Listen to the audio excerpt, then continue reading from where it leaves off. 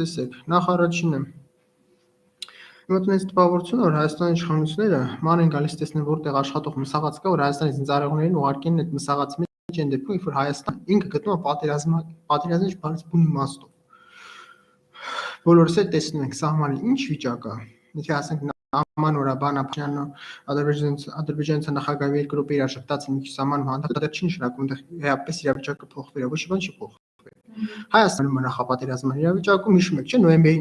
այդ ինչ պատերազմ էր սահմանի։ Խոսքը գնում է մի քանի ամիս առաջվա մասին, նոյեմբերի ամսվա մասին եմ ասում։ Հիշում եք նոյեմբերին այդ ինչ էր։ Հայաստանի զինված ուժերի դեմ օգտագործում է ռեակտիվ հրետանի, փողային հրետանի, ահագին առնեկել Հայաստանի Հանրապետության տարածքում, ես չեմ խոսում Ղարաբաղի մասին, ես խոսում Հայաստանի մասին։ Հայաստանը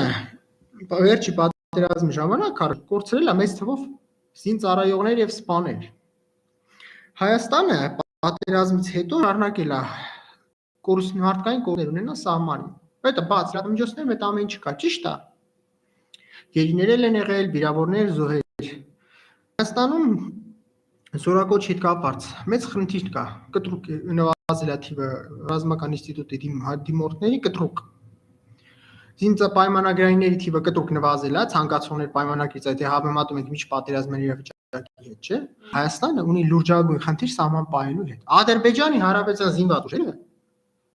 երկու շաբաթ առաջ Լեռնային Ղարաբաղում նոր զորամաս են բացել,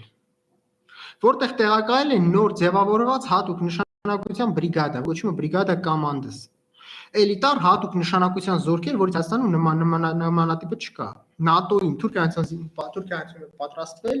զինված են ամենավերջի տեխնոլոգիաներով, ամենավերջի ինչ ասենք աշխարհում կա որ կարելի է փող առնել։ Ամերիկացիան նահանգները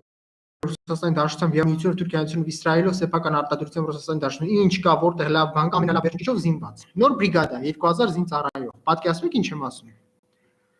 պատկերացնում ես հիմա ինչ եմ ասում